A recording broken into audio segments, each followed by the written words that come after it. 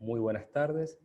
En breves momentos vamos a iniciar la conferencia. Vamos a hacer prueba de audio. Alguien está preguntando, quería chequear si el audio de su computadora estaba bien. Entonces, por favor, para que puedan chequear todos que el audio esté funcionando.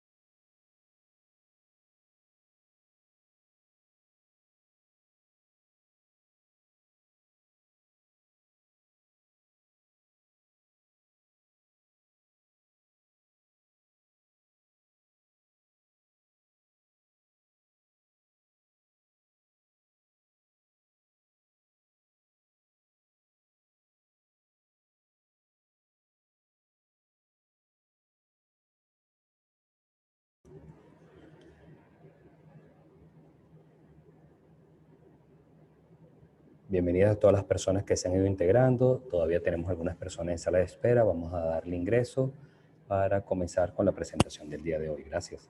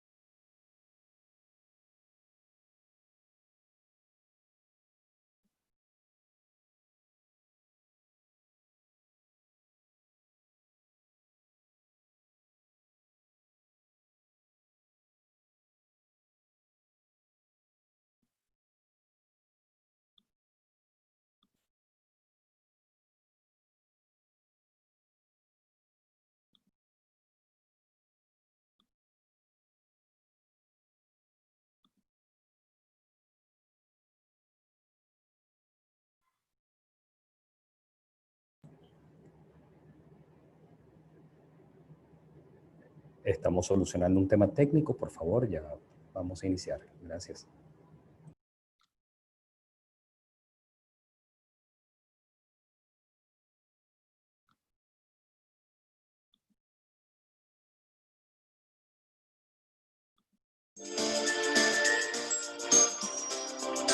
Por más de medio siglo hemos sido tu lugar de encuentro, de compartir en familia, de celebración, de comer, de crecer,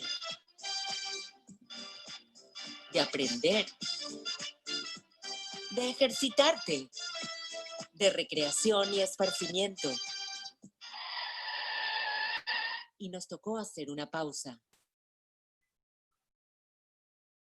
Pero seguimos siendo tu ancla a lo nuestro.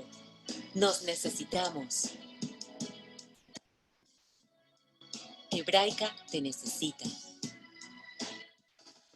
Hebraica es comunidad. Nuestra Hebraica es comunidad. Muy buenas tardes. Bienvenidos a Conexión Hebraica, ciclo de charlas, hoy ya en nuestra segunda semana.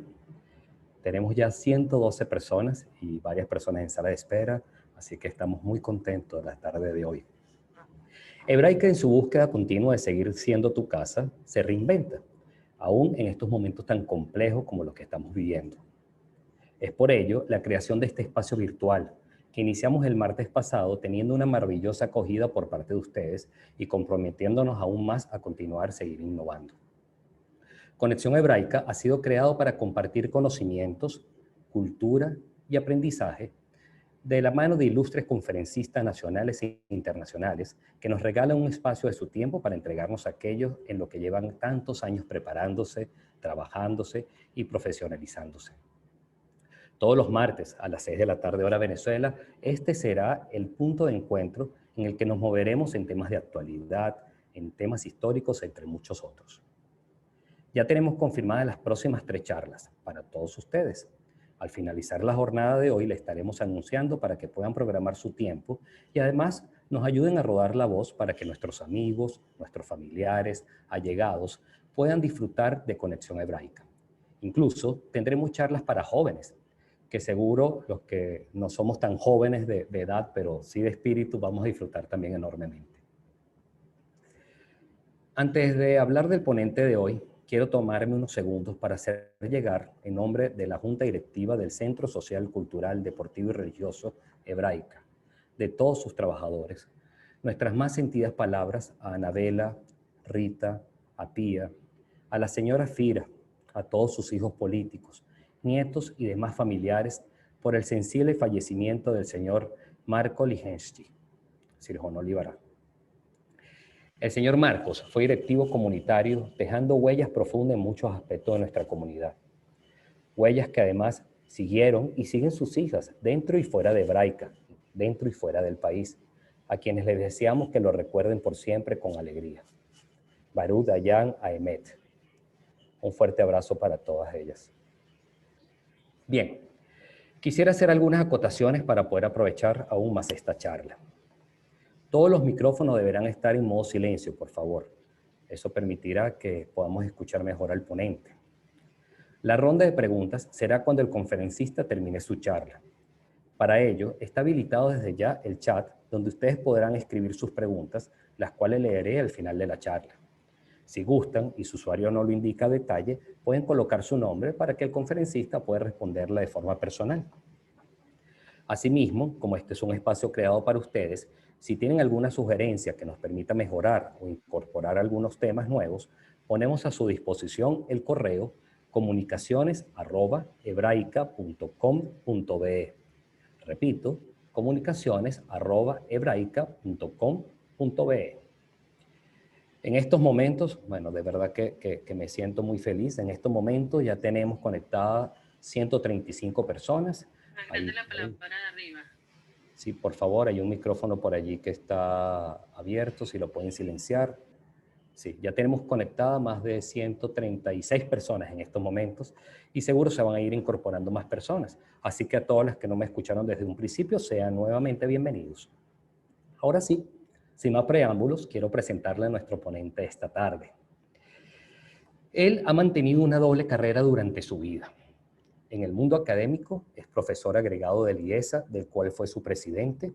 También fue su vicepresidente ejecutivo, fundador del Centro de Emprendedores y actualmente sigue siendo miembro del Consejo Directivo. También es profesor titular de la maravillosa, aquí hay que influencia de la maravillosa Universidad Católica Andrés Bello y profesor invitado de la Universidad de Miami. En el mundo empresarial es presidente de Evolution Wealth Advisor, es socio del grupo Activalores y es director de varias empresas, entre ellas Farmatodo y Banco Mercantil. En ambas instituciones preside el comité de riesgo. Un tema importante para todos los que estamos en este chat es que estudió en el Colegio Moral y Luz Bialik, en nuestro colegio, y además es amigo y colaborador de nuestra institución hebraica, un gran colaborador siempre muy presente. Muchos de ustedes ya han tenido la oportunidad de oírlo, y esta tarde Conexión de Hebraica se llena de emoción al presentar al profesor Roberto Weinrub. La ponencia de él es muy apropiada, porque además en estos momentos en los que estamos en esta pandemia, tanto en Venezuela como en el resto del mundo, muchos de nosotros tenemos muchas incertidumbres de mucho tipo, y una de las incertidumbres es definitivamente la económica. Su ponencia se titula Invirtiendo en tiempos de COVID. Así que bueno, no quiero hablar más, quiero darle los micrófonos y la pantalla. Profesor, me voy a permitir tutearlo. Roberto, la pantalla es tuya para que puedas ir compartiendo la presentación.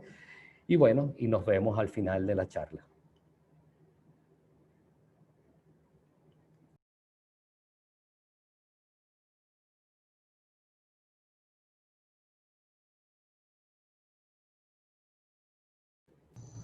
Ok, ahora sí. Listo, ahora sí. Un momentico voy con la presentación. También la presentación ya la tenemos en pantalla. No, ahora se nos fue. Ahora sí. Listo, Roberto. Muy bien, aquí, ¿verdad? Sí.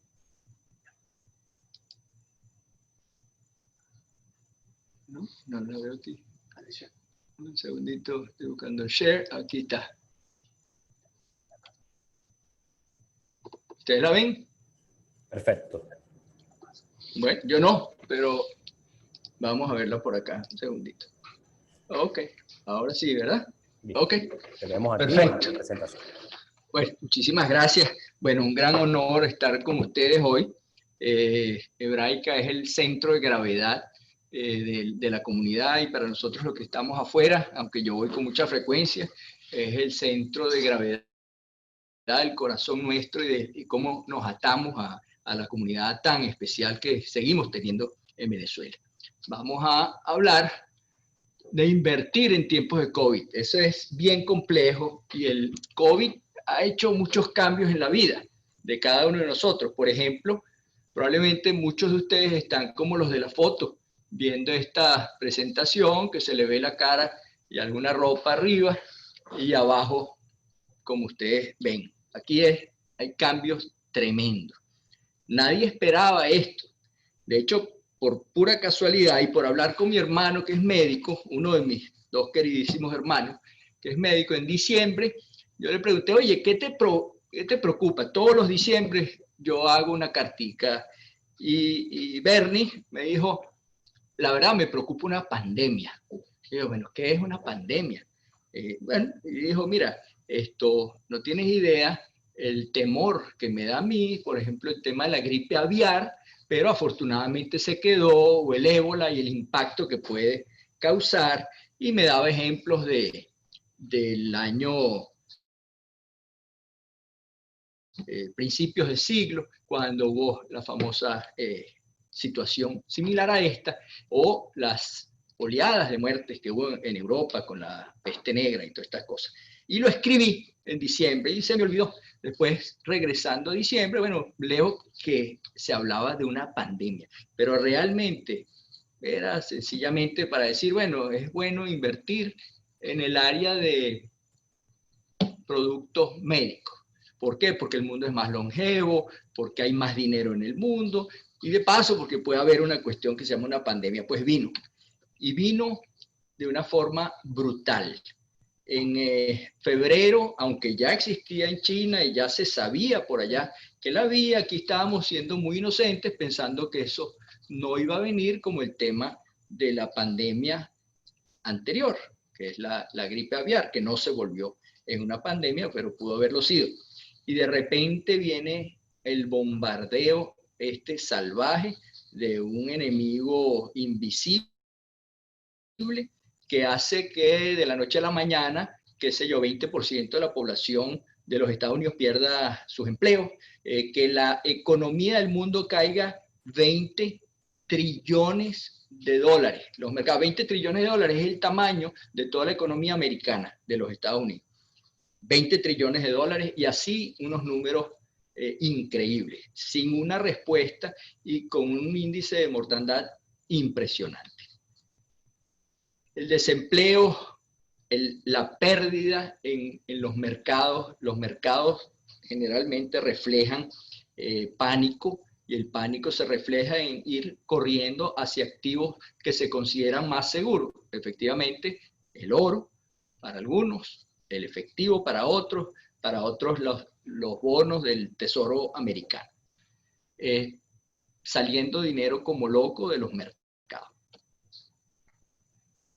Predecir hacia atrás es muy fácil, predecir hacia adelante es muy difícil y eso precisamente yo no lo sé hacer, ver hacia adelante. Pero empezamos a ver cómo hubo una recuperación históricamente de proporciones prácticamente bíblicas, donde todo lo que se perdió al día de hoy se recuperó y todavía vemos una cantidad de gente, de hecho en Venezuela casi todo el mundo está recluido en sus casas, cada 2 semanas dan una cierta libertad de acción, lo mismo en prácticamente toda Latinoamérica y el resto del mundo en condiciones más o menos parecidas, China no tanto, y de repente los mercados se recuperan. Entonces, ¿cómo hay esa dislocación entre lo que pasa en el mercado y lo que pasa en la vida real, en la economía real?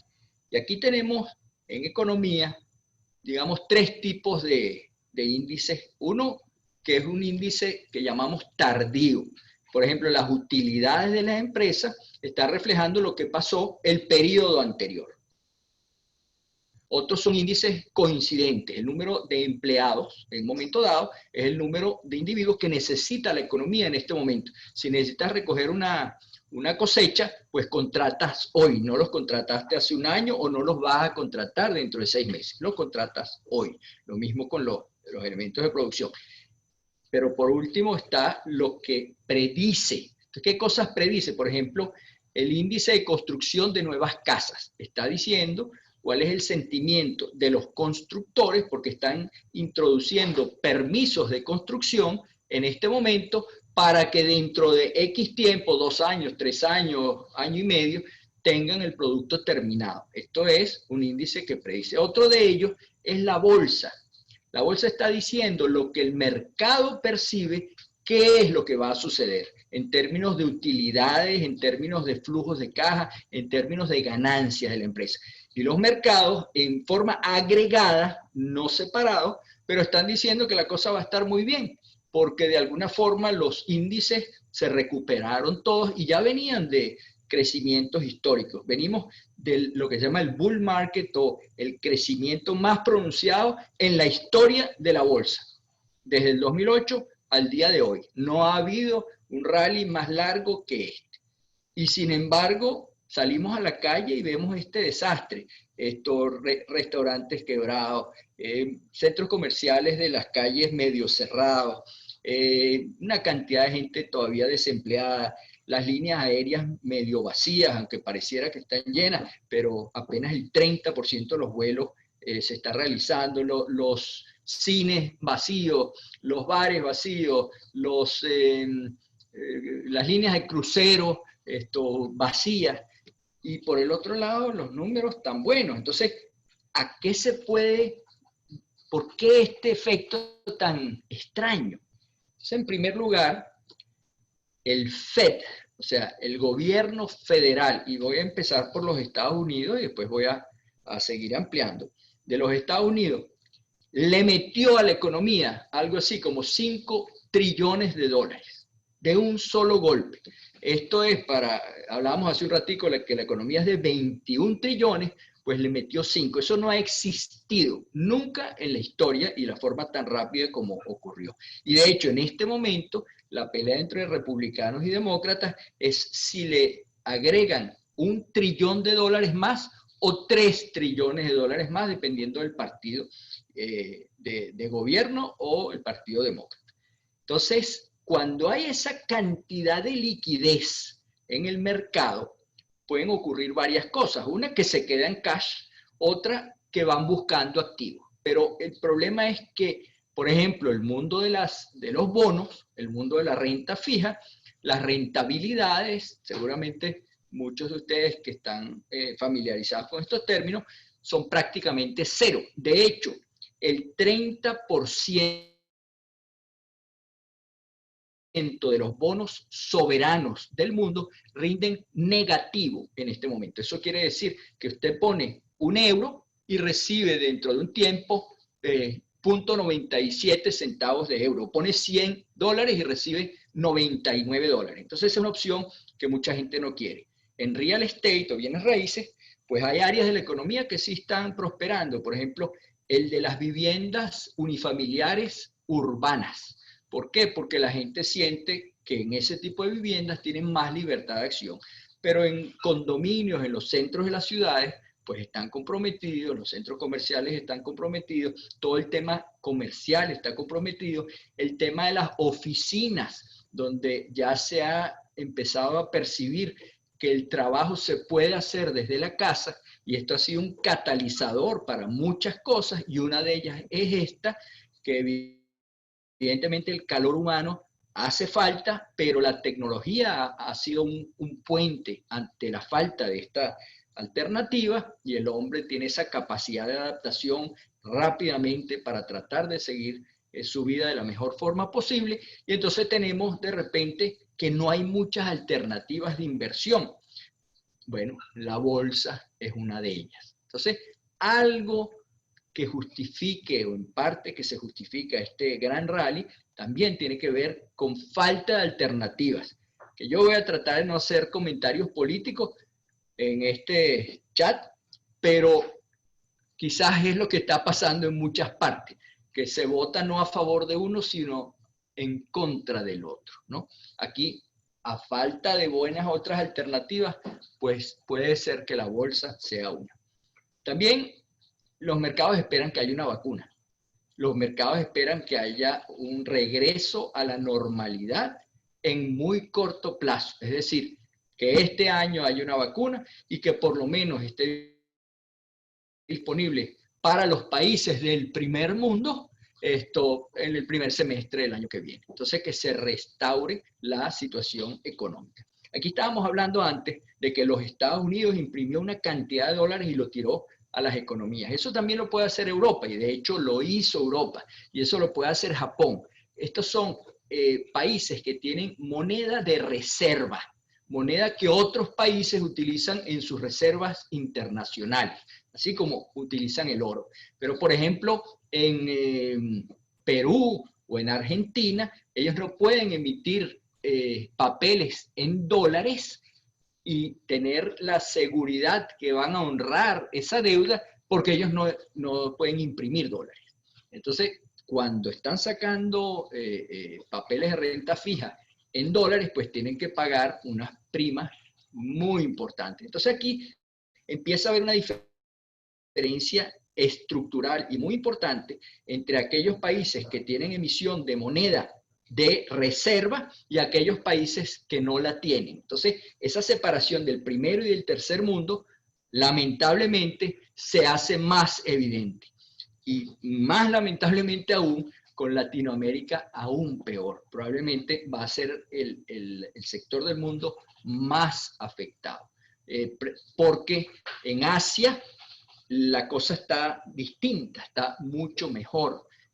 Hay una disciplina, hay una cultura que hace que la gente, empezando porque dentro de su cultura no se dan la mano, se saludan de lejos, en su cultura se usa la mascarilla, mucho antes de estas pandemias, La gente que vive hacinada en muchos casos ha aprendido a vivir menos hacinada, y hay otras situaciones como las de una dictadura férrea como la China, donde el que se porta mal pues pasa a un segundo plano. Entonces, o corres o te encaramas, como se dice en criollo. Entonces, la vacuna hace pensar que en un futuro no muy lejano las cosas van a regresar, y las líneas aéreas y las líneas de cruceros y los cines y los restaurantes que van a regresar eventualmente. Después, de hecho, ha habido una reapertura de las economías. En algunos países lo han hecho en forma más inteligente que en otros, y eso lo vemos en términos de los muertos y de las aperturas y de la gente contagiada. Hay lugares que se ha hecho mejor y otros que se ha hecho mucho peor, pero en todas partes, incluyendo Israel, incluyendo los Estados Unidos, incluyendo Europa, ha habido aperturas, y esas aperturas muchas veces traen un nuevo pico, pero ese pico lo vuelven a controlar. Y estamos, por ejemplo, ahorita en Miami. Ayer veía que el número de nuevos casos ya bajó de 2.000, cuando hace no mucho eran 12.000, o sea, una bajada sensible, donde el mensaje es que sí existe una vacuna, y esa vacuna es la mascarilla. Esto, que si hay una actuación responsable de la gente, en la ciudad de Nueva York los números son minúsculos, aunque está un poco desértica la ciudad, ¿no? Entonces se han ido reabriendo las economías. El tercer gran factor, aunque parezca mentira, es lo que yo quise llamar ahí como FOMO, que hay mucha gente que está viendo la tendencia. En inglés usan una expresión que es the trend is your friend, o sea, la tendencia es tu amigo. Entonces, si la cosa va para arriba, yo me monto, y eso es muy peligroso, porque muchas veces lleva a esas famosas burbujas, donde de repente vuelve a haber una explosión cuando hay una exacerbación de estos precios. Y por último, aunque parezca mentira, esos auxilios que han estado dando los gobiernos se han traducido en buena parte en muchísimas nuevas cuentas de corretaje. Cientos de miles de nuevas cuentas de corretaje, donde hay pequeñas inversiones, pero que ayudan a mover el mercado. Pero por otra parte, todavía hay 1,5 trillones de dólares en efectivo en las cuentas corrientes de la gente. Eso quiere decir que pudiera tener todavía más gasolina este mercado. Y esta lámina lo que le está diciendo es que no todas las cosas fueron iguales.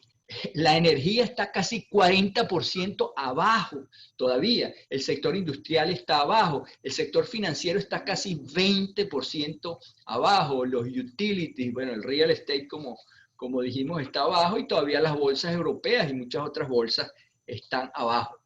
Y esto hace pensar también que hay un grupo no muy grande de compañías que han jalado estos mercados, y ustedes la tienen todos en la mente. Son los Googles, y son los Amazons, y son los Apples de este mundo, que han ayudado muchísimo a que este rally se mantenga. Pero las economías también, las economías poco a poco, ese desempleo de 20% ya es como 10%, ha habido una recuperación económica importante. Hemos aprendido un poco a vivir con esta situación. Yo estuve leyendo, como todos, sobre, por ejemplo, cuánto tiempo duró la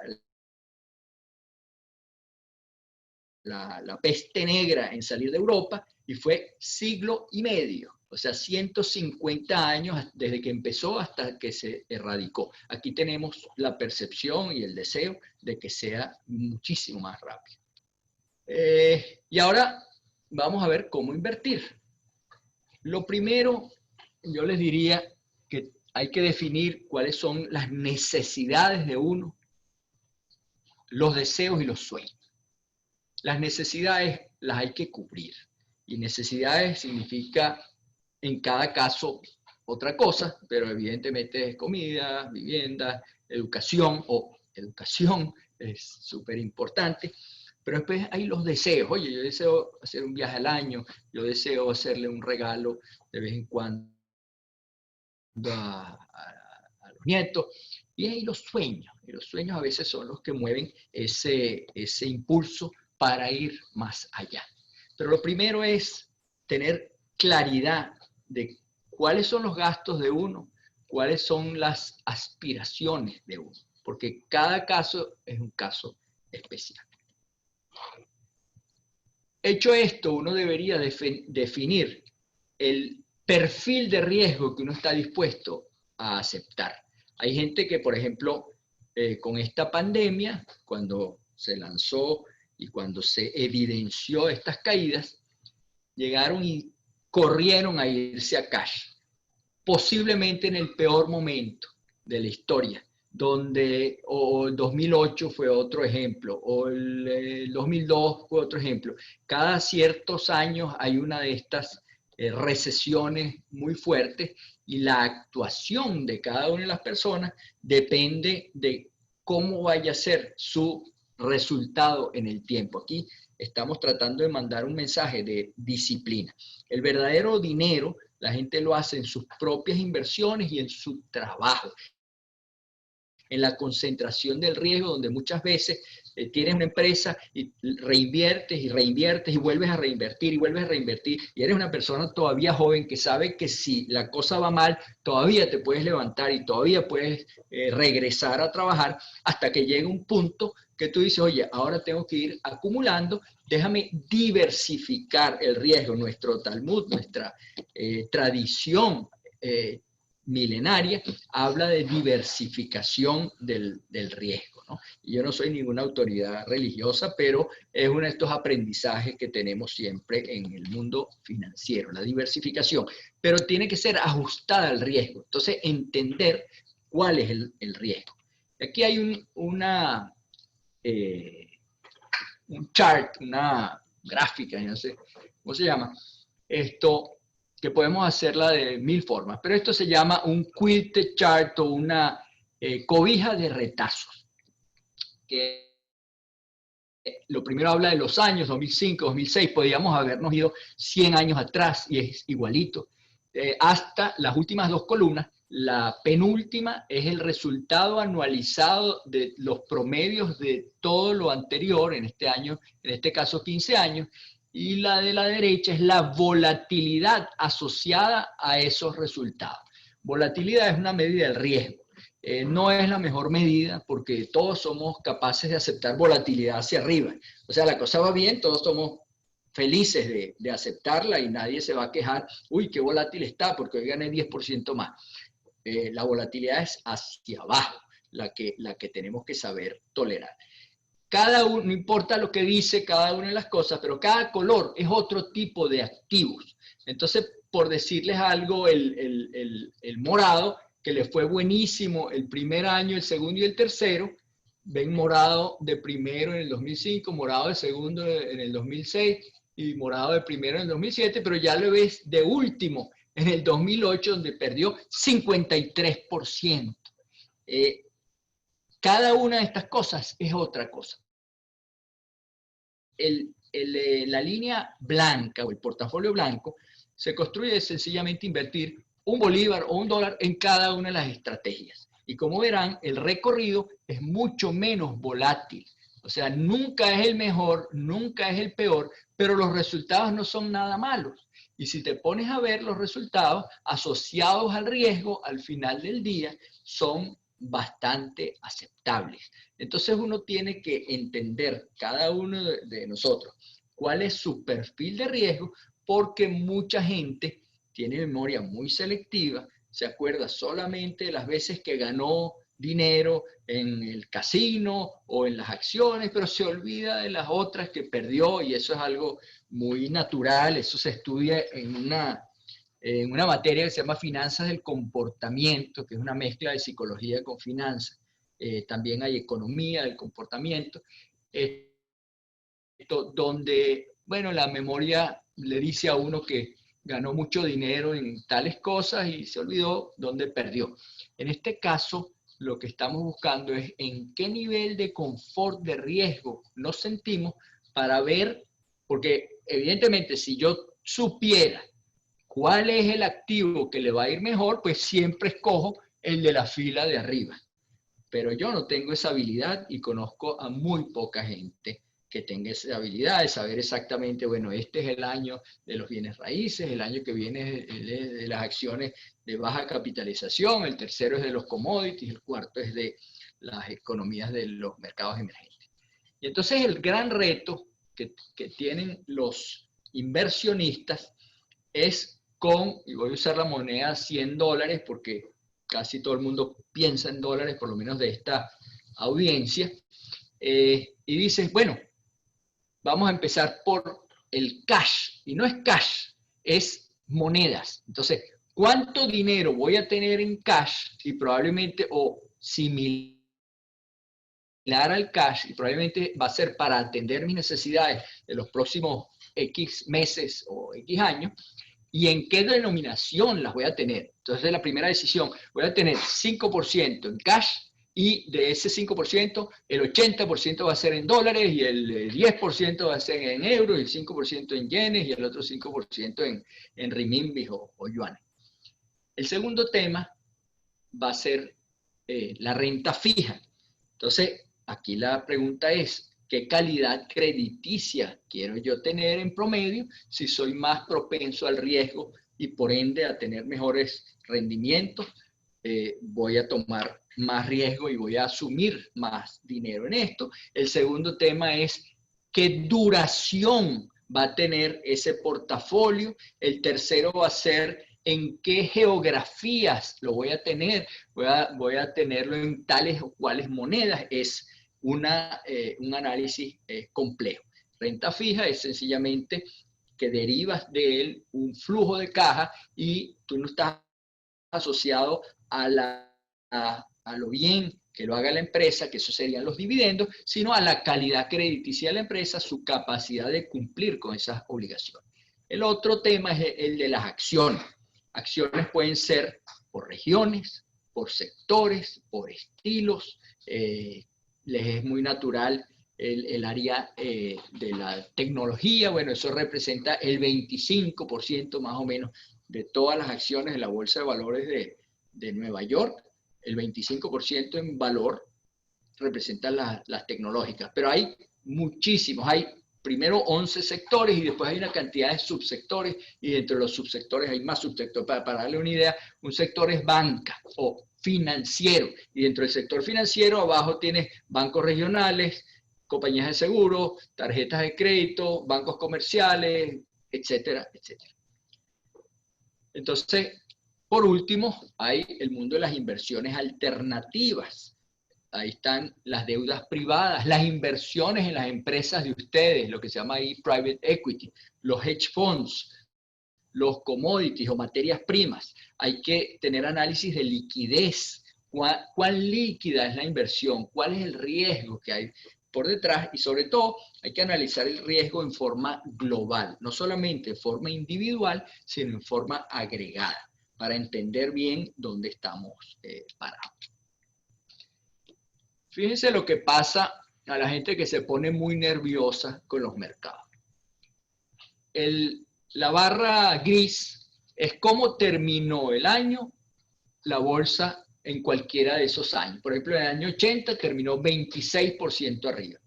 El punto rojo fue la caída máxima que tuvo el mercado ese año.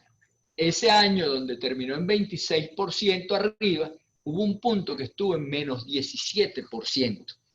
Si nosotros de los últimos 20 años nos perdimos los mejores 10 días, el rendimiento de nuestra cartera es prácticamente cero. Entonces, fíjense la gente que actúa nerviosamente, y es muy justificable el nervio, y mucho más en momentos como este. Bueno, los resultados son terribles, porque en el peor de los casos, por ejemplo, 2008, donde la bolsa perdió en algún momento 49%, pero te hubieras aguantado un poquito, hubieras perdido 38%, pero al año siguiente recuperaste 23%. Entonces, la disciplina nuevamente es un elemento muy importante en esta construcción de cartera. Esta es la otra que yo le decía, un portafolio en acciones que está totalmente invertido en acciones, quizás retorna 6% en promedio interanual. Los últimos 10 años han sido un poquito mejores. Pero si te perdiste 10 días, 10 de los últimos 20 años, esto apenas es 2%. Y si ya te perdiste 20 días, ya estás perdiendo dinero. Entonces, nuevamente, ahí están los grandes apostadores a que el día este es que hay que hacer las cosas. Y eso se llama análisis técnico y es muy válido, pero tiene que estar complementado con algo más. Y el análisis técnico, sin lugar a dudas, lo que lo practica es muy válido. Bueno, esta es otra más o menos que dice la misma cosa. Para decirles algo, no ha existido ningún periodo de 20 años donde no hayan ganado los mercados. Pero han habido periodos larguísimos donde han perdido. Por ejemplo, en el año después de la Primera Guerra Mundial, práctica y de la caída de la bolsa del año 29 y todas estas cosas, se echó 15 años, prácticamente tuvo que haber la Segunda Guerra Mundial para que se reactiven las economías y otra vez empiecen a subir los mercados. Así que sí hay momentos muy largos de dolor. Esto no es que está garantizado, ¿no? Pero ¿cuándo regresar al mercado? Porque mucha gente, bueno, se volvió líquida y de repente dice, bueno, voy a esperar el momento adecuado para regresar. Entonces este es uno que está esperando el momento adecuado para regresar. Esto nunca. Y no es el momento para regresar. Hay que estar de alguna forma invertido o subinvertido, sobreinvertido, sobreponderado o infraponderado, pero aquí nuevamente es el tema de la disciplina. En momentos como este hay también otro tipo de estrategias que algunos llaman fallen angels o ángeles caídos, ángeles que fueron empresas maravillosas en algún momento de la historia y se volvieron terribles en este momento. Y aquí tengo 3 ejemplitos. Una es lo que se llama el grupo más importante de centros comerciales de los Estados Unidos, se llama el grupo Simon. Desde su precio más alto cayó 66%. Entonces, aquí viene un análisis. ¿Y por qué quiebran las empresas? Las empresas quiebran no porque tienen más pasivos que activos, porque no tienen la liquidez para honrar sus obligaciones en el momento que le presentan un cobro. Tiene que tener el dinero para el cobro. La liquidez es la sangre, es el corazón de las empresas. Lo que más hay que cuidar es la liquidez. Y entonces fuimos a ver el balance de la empresa para entender sus niveles de obligaciones, de liquidez, y vemos que esta empresa podía aguantar hasta más de un año esto sin que le entre ninguna renta. Entonces dijimos, mira, de aquí a un año la cosa va a mejorar. Entonces dijimos, bueno, vamos a comprar de esta empresa. Afortunadamente al principio fue así. Y disciplinadamente, cuando hubo un crecimiento del 47%, la vendimos. Entonces, eso fue un buen trade. No todos los trades que hacemos son buenos. Uno segundo fue Walt Disney. Se afectó menos porque Disney no solamente tiene los parques de diversión, sino también tiene películas y tiene otra cantidad de cosas. Entonces, ahí también dijimos disciplinadamente, cuando llega a 25%, la vendemos y la vendimos. El otro es donde nos equivocamos, pero todavía no nos hemos terminado de equivocar. American Airlines, AT&T, que son empresas que nosotros creemos todavía que van a regresar, pero realmente no sabemos. Entonces, una pequeña parte del portafolio y además de esa pequeña parte depende de quién, porque si es en una cartera conservadora probablemente no le pondríamos ni $1 a estas apuestas. Y si es una cartera bien agresiva, capaz que lo hacemos con el 10 o el 20% del portafolio. Estrategia de Fallen Angels. Otra cosa que todos sabemos, y aquí no hay ninguno que no lo sepa, es que hay cómo va a ser el futuro. Dice, oye, ¿tú sabes cómo va a ser el futuro? Bueno, sí, y ustedes también. Va a haber más e-trade, más e-commerce, ¿sí? Van a haber casas más inteligentes, ¿sí? El 5G viene, ¿sí? Si hay más almacenamiento en la nube, por supuesto. Y si hay más almacenamiento en la nube, la ciberseguridad va a ser más importante. también lo sabemos todo. La biotecnología va a ser importante, sí. La robótica va a ser importante, sí. La energía verde va a ser importante. Bueno, si gana Biden, sí. Si gana Trump, quizás no. Pero esta cosa que todo el mundo sabe, lo que no sabemos es cómo entrarle, a qué apostarle, qué es lo qué es lo que representa estas tendencias, porque los más viejitos que estén oyendo quizás se acuerdan de compañías como Digital o como Burroughs o como Wang, que eran los líderes en el mercado de computadoras. Ninguna de esas existe. Bueno, Alta Vista en buscadores, bueno, era el líder, y después fue Yahoo. Pues Yahoo tampoco es, ahora es Google. Y ahora, por ejemplo, estamos con Zoom, y capaz que dentro de 2 años sale Amazon o sale Google con otra aplicación mejor que Zoom, y esta aplicación que vale más que las 7 líneas aéreas más grandes del mundo juntas, y prácticamente no valía nada antes de la pandemia, quizás vuelva a no valer nada, o bueno, sea un súper éxito. Entonces, identificadas las industrias, pero hay que hacer doble clic e ir a buscar qué es lo que hay, cuál va a ser el ganador en esto. Por ejemplo, todos sabemos que alguien va a sacar la vacuna. Hay 36 compañías que están detrás de la vacuna. Bueno, pero capaz que va a ser una de las 5 que tenemos en mente todos: AstraZeneca, Pfizer, etc. Entonces, esa es una apuesta moderna. Por cierto, tenemos un cliente que hizo una apuesta muy grande centrada en Moderna, y le ha ido saliendo bien hasta los momentos. Entonces, me dieron 40 minutos, y la gran conclusión es sencillamente disciplina, que hay que tener disciplina, hay que buscarse estar asesorado. Poca gente que tiene algo de racionalidad y modestia no sabe que no sabe mucho, que el futuro no lo sabemos, que hacia dónde van las cosas del día, que va a suceder esto no lo sabemos, o habrá uno que otro que sí lo sabe, pero nosotros no, yo no. Sin embargo, el hecho de tener una disciplina y hacer la tarea, y yo prefiero que me digan que me rasparon por bruto, pero no por no hacer la tarea, y la tarea hay que hacerla todos los días. Entonces, bueno, muchísimas gracias, porque este es un proceso continuo. Y vamos con las preguntas, Juan Carlos. Seguro. Bueno, Roberto, muchísimas gracias.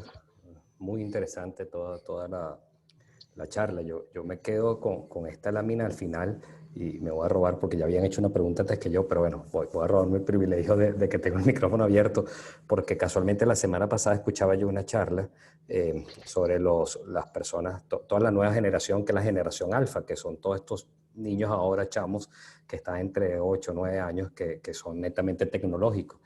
Y que el problema que se está previendo es que van a estudiar ellos, porque no se sabe siquiera qué carrera van a existir dentro de 20 o 30 años, cuando le toque ir a la universidad, ¿no? Entonces sí, aquí hay una pista, pero definitivamente predecir el futuro es tan rápido. Lo que ha sido este año, desde el 2000 para acá, o quizás la última parte del siglo pasado, se realizaron más inventos, y hubo mucho más que todo lo que haya pasado durante 2 o 3 siglos anteriores, ¿no? Entonces, hay que entender, hay que analizar, y hay que estar viendo para poder reaccionar también muy rápido, creo, ¿no? ¿Y las preguntas? Sí, voy con la primera pregunta. A ver, por cierto, mientras voy aquí ubicando las preguntas, tenemos ya 183 personas conectadas, Roberto, para que sepas que ha sido... ha traído bastantes personas hoy para Son esto. ustedes los que han traído la gente.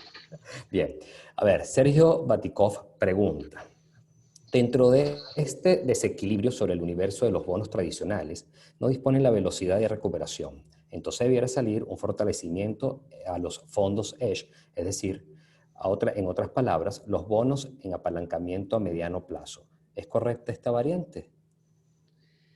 Mira, los hedge funds los hay, o fondos de cobertura de riesgo, los hay de todas las variedades, ¿no? Los últimos 10 años han estado performing regular, pero en momentos como este luce que hay una cabida importante para los hedge funds. Así que la respuesta es que sí. Bien. Carlos Chocrón te comenta: hola Roberto, muy buena tu exposición, como siempre. Mi comentario es que el gobierno de Estados Unidos emitió mucho dinero, por lo que un dólar de hoy vale mucho menos que un dólar de enero. Quizás la bolsa no subió en términos reales, sino que refleja la inflación y el menor valor del dólar. ¿Qué opinas? Hay una combinación, yo creo que sí, y hola Carlitos, y hola Sergio.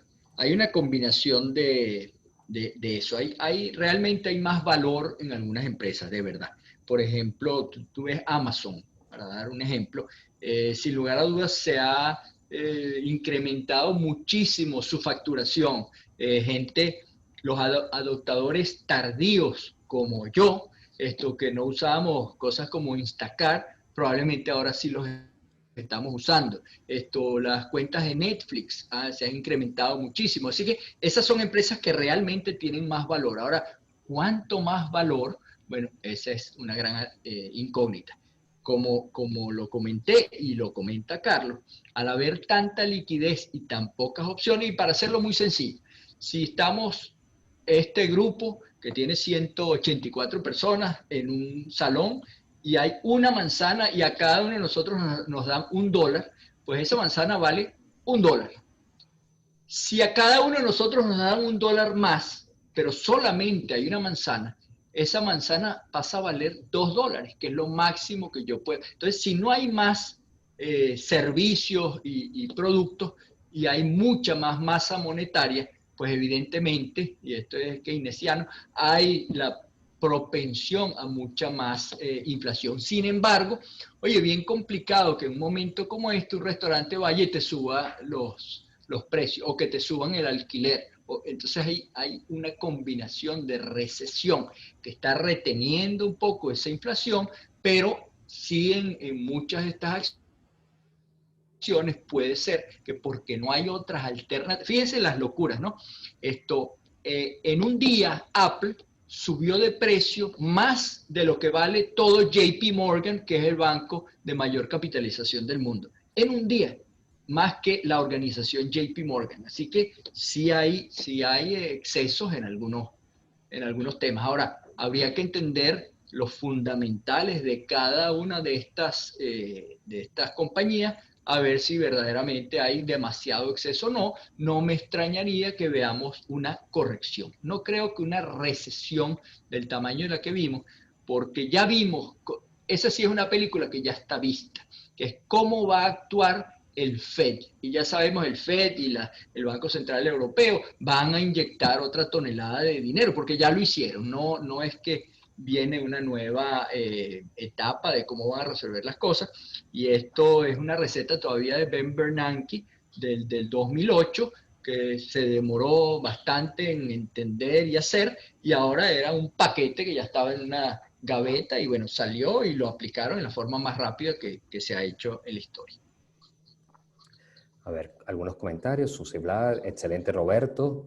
Carlos Alegría, muy bien Roberto, felicidades. Por aquí una pregunta de Jimmy Levy, bien concreta. ¿Y el mercado latinoamericano? Bueno, saludos Jimmy. Mira, como comentaba, Latinoamérica, en mi opinión, es la región más afectada del mundo, en sus mercados, porque aquí hay esa dicotomía donde tú dices, por un lado, bueno, la gente se tiene que quedar en la casa, pero o se muere de hambre o se muere de COVID, porque mucha gente tiene que trabajar. Tú ves que en muchos países que con la gente que uno habla dice, no, aquí no se puede salir del apartamento, en Panamá, en Costa Rica, y dice, bueno, pero los números siguen creciendo. Pero es que hay dos políticas, una política para la gente pobre que tiene que salir y los dejan salir, que no tiene carros o qué sé yo, pero tienen que salir a buscar el sustento, y otra para los ricos que le dicen, bueno, quédense en sus casas, que los vamos a vigilar duro. Entonces, en esa situación tan compleja, o en la India, donde hay una desigualdad tremenda, es mucho más difícil salir de esto. Bueno, en la medida en que salga esta famosa vacuna, pero también esta región va a ser de los últimos que lo vamos a recibir. Y seguramente va a haber una separación de clases una vez más, ¿no? Así que yo creo que Latinoamérica está bastante comprometida con sus excepciones. Hay países que vienen más fuertes de antes, como por ejemplo Perú, países más disciplinados como Colombia. Yo creo que los liderazgos de México y de Brasil no han sido los mejores en la forma como han estado manejando esta pandemia, pero Latinoamérica, Jimmy, yo creo que va a sufrir bastante. Bien, Jacqueline Corner te dice, muy interesante, me gusta el mensaje de la disciplina. Jacobo Plitman dice, excelente charla, querido Roberto, es bastante aprendizaje y gracias a tus consejos, muchas gracias a ti, a Hebraica querida. Por aquí hay una pregunta. Hola Roberto, mil gracias, muy bien explicado. ¿Tienes opinión sobre las tasas de interés con masiva impresión de dinero? Sí, yo creo que no es una opinión, sino ya está dicho que van a mantener, por lo menos es lo que se predica, las tasas muy bajas para estimular las economías. En la medida en que tú tienes tasas más altas, pues la gente pide menos crédito. Cuando mantienes las tasas bajas, pues impulsas el crecimiento económico y ya la Reserva Federal pues anunció prácticamente, ellos siempre hablan en parábolas, o sea, no se entiende mucho lo que dice, pero entre líneas se entiende que por un buen tiempo van a tratar de mantener esas tasas bajas. Moisés Gidón te pregunta, ¿el nicho del arte y la cultura no es un target importantísimo a futuro? Yo creo que el tema, digamos, arte, cultura, siempre, y sí voy a decir algo un segundito de las elecciones, ¿no? Sin hablar de política. En momentos de crisis, las artes florecen. La gente se vuelve como más creativa y como menos materialista.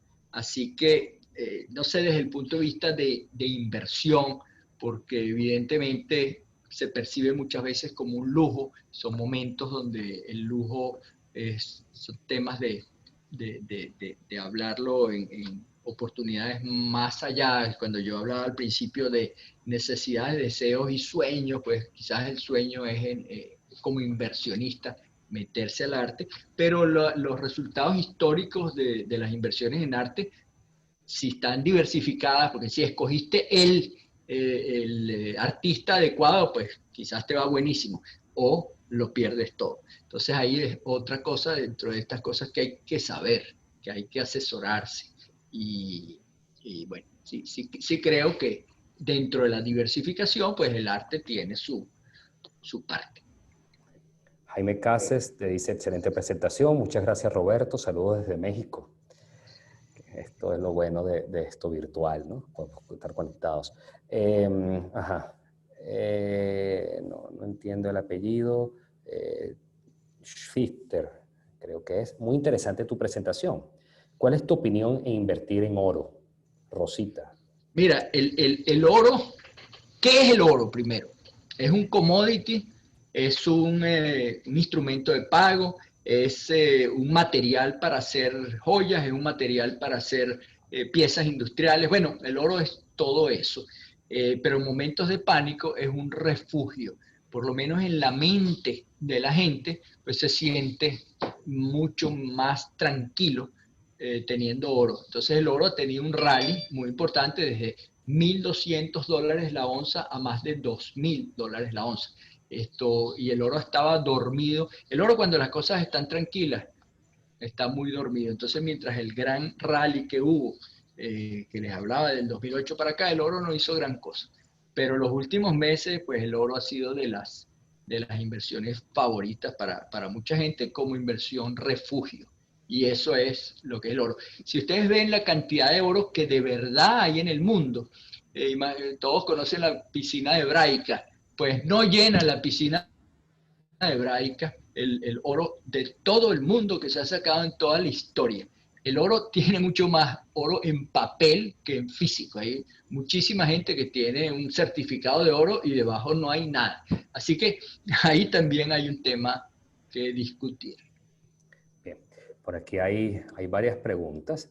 Te voy a hacer dos seguidas para que puedas responderla. Dice Luis Molina, don Roberto, ¿qué opinas de la cantidad de nuevas cuentas de pequeños inversionistas, el conocido efecto Robin Hood? Y por otra parte, te pregunta Salvador Benchimol, te felicito por tu charla. Una pregunta, ¿recomiendas Apple hoy en día? Bueno, ese es complicado.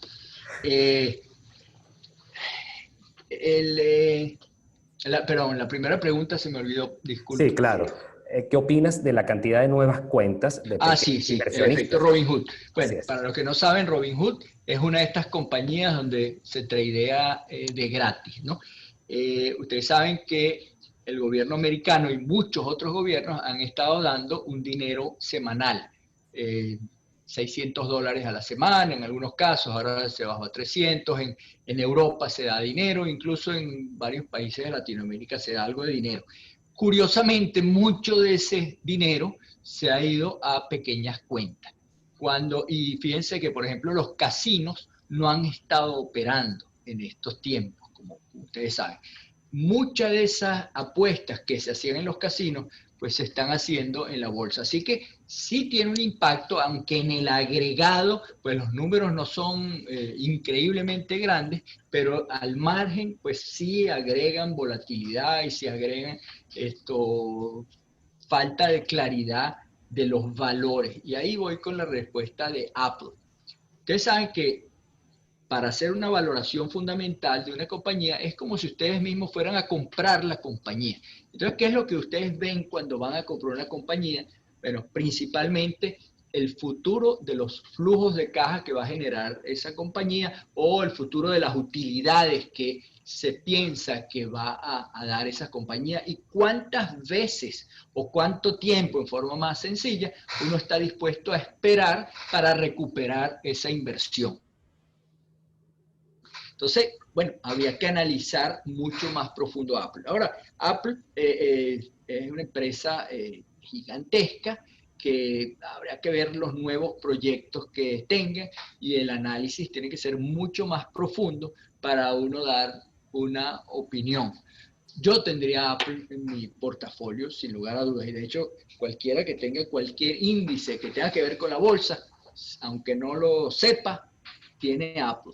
Pero a mí me preocuparía tener una concentración excesiva en un solo nombre, sea Apple, o sea Amazon, o sea cualquier nombre. Alguien que se identifica como Joser dice, hola Roberto, te felicito por tu exposición.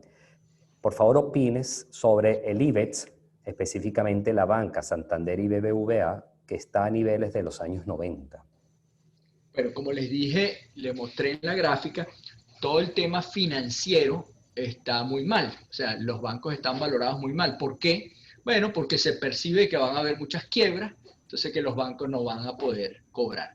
Bancos como Santander, que dominan la bolsa de España, que es el índice que está mencionando, tienen operaciones internacionales y uno supone, o por lo menos yo supongo, que pueden ser buenas oportunidades porque las economías, si creemos que se van a recuperar, como yo creo, bueno, ahí es precisamente donde están algunas de las oportunidades. Así que yo no me saldría del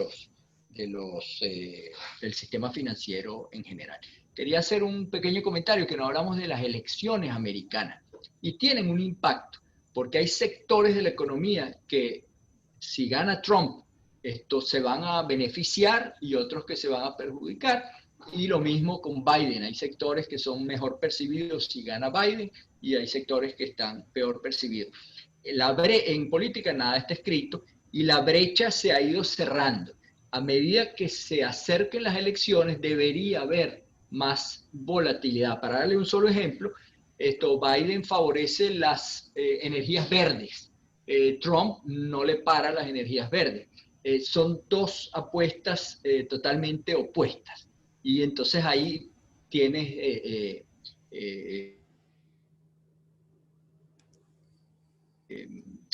decisiones o definitivamente hay diferencias en el tiempo. Ahora, a largo plazo, ¿qué creen ustedes que es la situación ideal?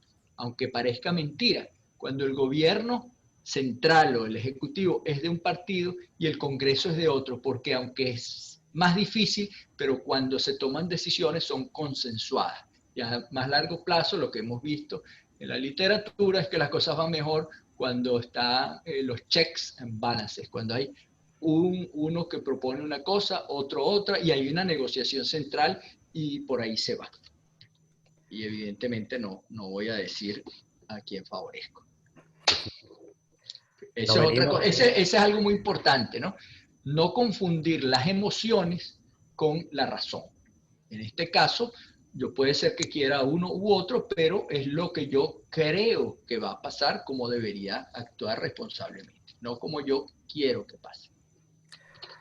A ver, Roberto, nos venimos de Estados Unidos para Venezuela con esta pregunta que hace Isaac. Muchas gracias por todo. Dice, ¿cómo ves la economía venezolana después de la pandemia? Inversión, crédito y mercado cambiario. Bueno, wow. La economía venezolana retrocedió algo así como 100 años. Por ejemplo, el sector petrolero está sacando la misma cantidad de petróleo que en la época de Juan Vicente Gómez. Y yo creo que con eso se dice todo, ¿no? El Producto Interno Bruto venezolano, que nadie sabe cómo medirlo porque hay, qué sé yo, el cambio hoy es 380.000, ¿no? Ni sé cuánto está, pero por ahí puede ser cualquier número. Para darle una idea, por ahí hablaban de Apple, que tiene una capitalización de 200 billones, que es varias veces el Producto Interno Bruto de Venezuela, una sola compañía. Entonces, bueno, muy comprometido. Cuando no hay actividad industrial, cuando lo que queda es intercambio, algo de comercio, unos puerta a puerta, bueno, hay muy poco valor que hay en la economía. Y la economía es confianza, al final del día. Y bueno, no va a haber confianza si no hay cambios muy importantes. Tenemos una lluvia de preguntas, Roberto, que podemos estar mucho tiempo. Te voy a hacer un par de preguntas más y depende de tu tiempo, tú nos dices. A ver. Vamos a darnos 5 minuticos más para respetar no el tiempo mío, sino el de los demás. Ok, perfecto.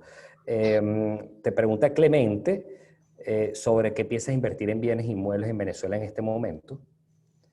Y otra pregunta que tienes aquí, que es de José de Mamán, te dice cómo ves el futuro de la inteligencia artificial en Latinoamérica. Ok. Mira, en términos de inversión en bienes raíces, por ejemplo, las grandes fortunas que se hicieron en Chile, por ejemplo, fue precisamente en la época de Allende, cuando las cosas estaban peor. Entonces tú compraste a precios realmente bajos y cuando hubo un cambio, pues evidentemente ese cambio hizo que se multiplicaran los precios. Aquí la inversión mucho tiene que ver con dos cosas. Uno, el que decidió quedarse en Venezuela, que necesita una vivienda y, bueno, tiene que comprarla a un precio muy justo. No es el momento de pagar en Venezuela excesos. Y por el otro lado, el que lo hace en forma especulativa es porque realmente cree que va a haber un cambio y con seguridad. Y ahí sí que expreso mi opinión, lo deseo profundamente. Y con seguridad va a haber un crecimiento económico muy grande y las cosas se van a apreciar mucho porque el gran factor de valoración de estas cosas es la tasa de descuento que se usa. Y la tasa de descuento que se usa en Venezuela para valorar las cosas es gigantesca. A Joseito Benmamán, a mi querido hermano Johnny, siempre me decía que la inteligencia no era monopolio del hemisferio norte. En Latinoamérica hay toneladas de talento. De hecho, nosotros, a pesar de que estamos en Miami, usamos muchísimo del talento que hay en Venezuela y en otras partes. Así que no sé en cuanto al uso de la inteligencia artificial, pero la generación de conocimiento alrededor de estos temas, aunque uno no lo crea, una fuente muy importante es Latinoamérica. Costa Rica en particular es una fuente importante. De ahí al uso es otro tema. Uno es la generación, el otro es el uso. Así que talento hay mucho y en Venezuela todavía queda muchísimo. Bueno, escuchar eso como cierre. A ver, señor Miguel Tiberio, por favor, que está pidiendo el teléfono del profesor Roberto, si nos puede escribir al correo de Comunicaciones Hebraicas, que nos ponemos en contacto y hacemos el puente posteriormente con el profesor Roberto. Bien, Roberto, un par de minutos para que te despidas y me dejas el chance al final para presentar las próximas ponencias de las próximas semanas, pero queremos que te despidas de las 165 personas que siguen conectadas escuchándote. Sí, increíble. Yo pensaba que me iba a ir mi esposa y Eduardo y Clara, porque si no se pone bravo Eduardo. Esto va a pasar. Va a pasar porque venga la vacuna, o va a pasar por el efecto que llaman de manada, o va a pasar porque le vamos a sacar, vamos a saber vivir con él. Inteligencia, y esto en general, una definición que a mí me gusta mucho, es capacidad de adaptación. Y capacidad de adaptarnos a esta locura es parte del gran reto que tenemos. Yo quería agradecerles muchísimo a Hebraica. Tengo una conexión espiritual muy cercana a Hebraica, además de que mi casa, que todavía mantengo, y si la mantengo es porque todavía tengo una esperanza seria de que las cosas, nunca le he puesto a la venta, cambien en Venezuela, y además de un gran deseo, porque yo no sé si he estado equivocado, porque siempre he pensado que iban a cambiar y todavía no han cambiado, pero eso va a pasar. Y Hebraica cumple un rol increíble, y el liderazgo que hay en Venezuela, esto es súper admirable, porque en momentos tan difíciles como estos, mantener estas instituciones es admirable. Así que bueno, muchas gracias, muy honrado por la oportunidad. En nombre de toda la Junta de Hebraica, queremos darte las gracias. Esta siempre será tu casa. De alguna manera siempre vamos a estar virtualmente como hoy, o presencialmente pronto. Seguro vamos a contar contigo por acá y te veremos en los patios y nos tomaremos un café contigo cerca de la piscina.